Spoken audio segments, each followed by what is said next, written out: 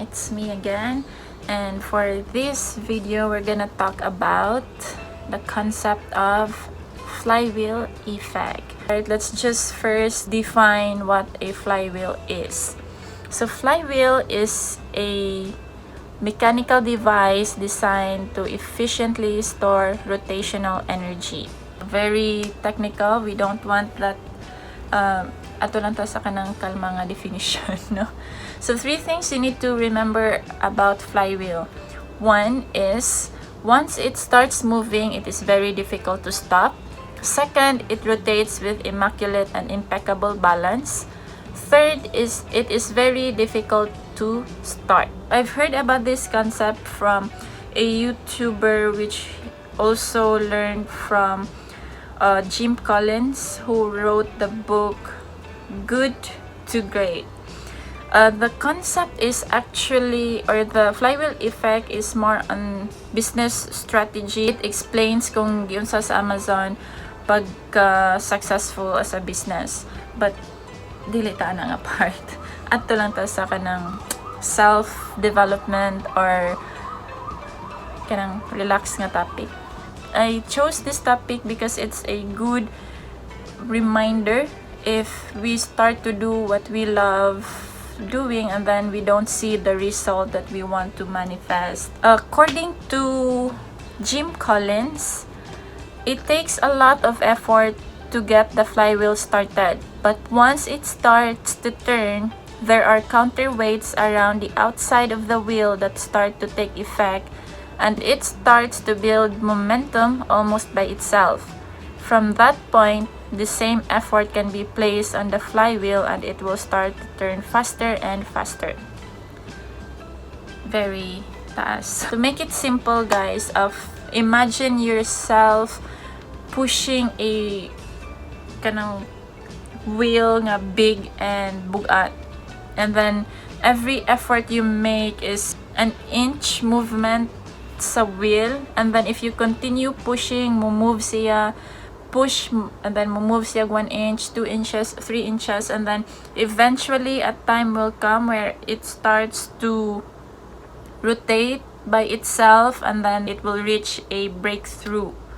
A breakthrough is when the wheel starts to spin, and then as I've mentioned before, once it starts spinning, it's very difficult to stop.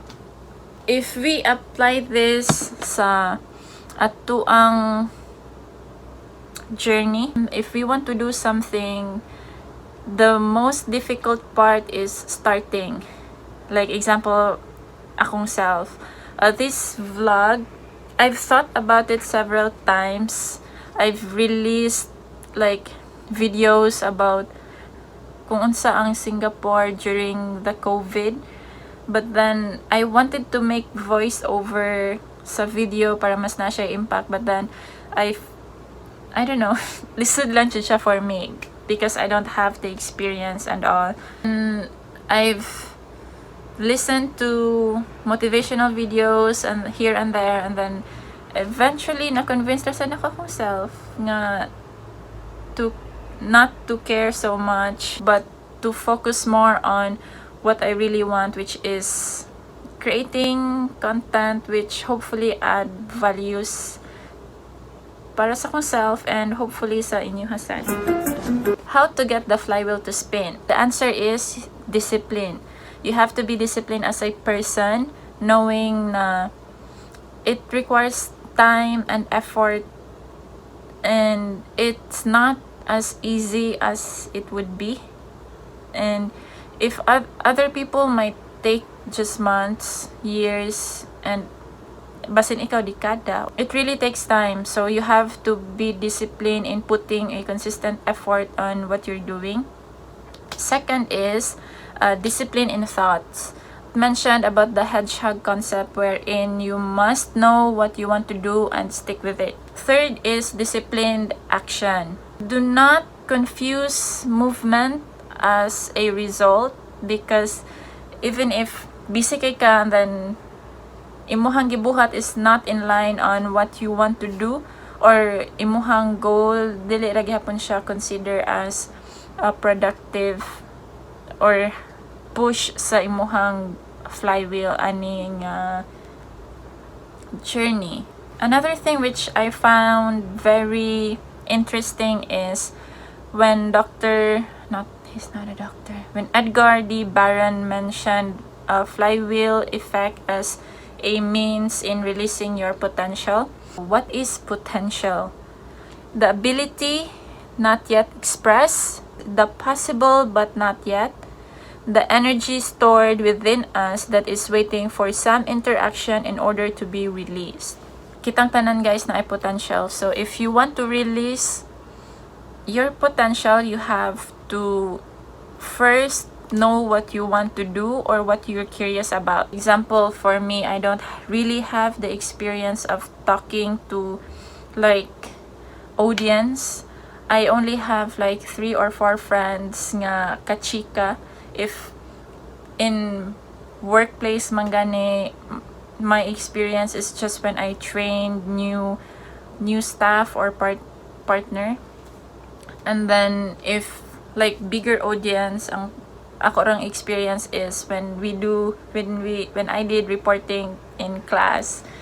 So in terms of knowledge on what to talk about, I don't have much. As pareha nimo, I just want to learn and like improve on a daily basis.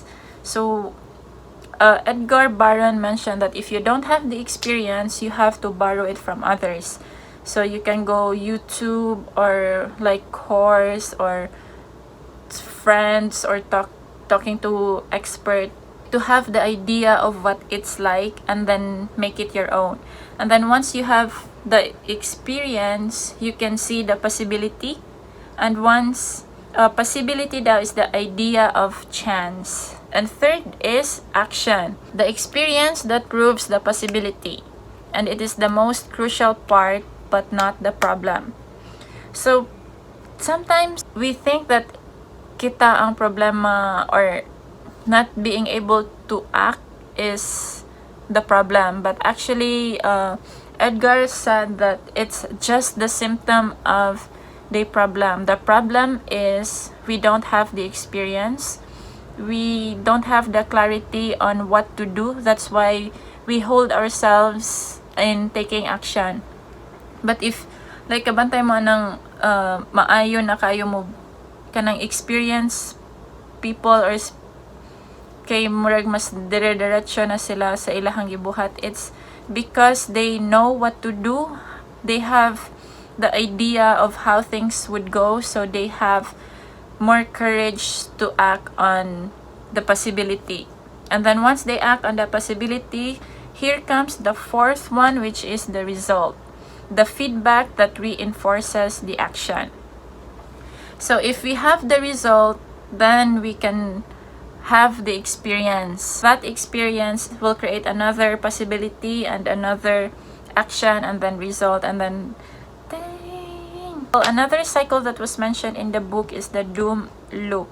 So this is very common, and I've experienced this several times, wherein I start to do something and then I react without the understanding. So I change direction, and then the change of direction that did not accumulate any momentum or result because I was young, I don't know. And then I got disappointed, and then I react again without understanding and set another direction, and then the same thing.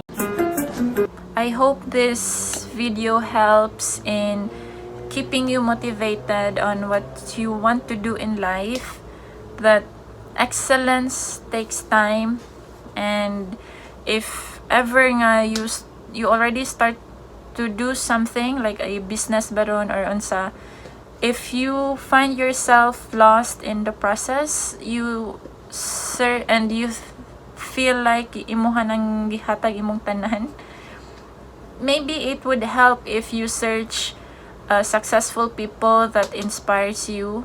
Example, if again na kay business, you search those like how Ayala started, how kanang just to reality check. It may be harsh para sa imuha nga, oh, I've done my part, and then once you see the story of those successful people, you would think nga layo ara din ako eh.